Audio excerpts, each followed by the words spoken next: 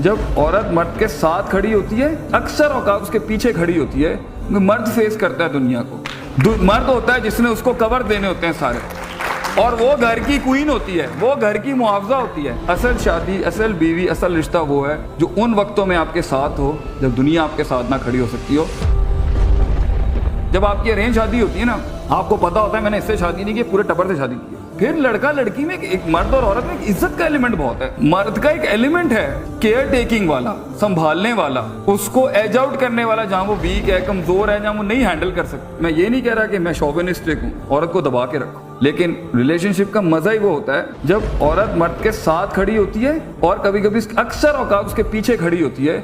मर्द फेस करता है दुनिया को, मर्द होता है जिसने उसको कवर देने होते हैं सारे, और वो घर की क्वीन होती है, वो घर की मुआवजा होती है। लेकिन जब आपने ये सारे एलिमेंट्स वक्त से पहले ही एक्सप्लोर कर लेने हैं एक अफेयर की शक्ल के अंदर,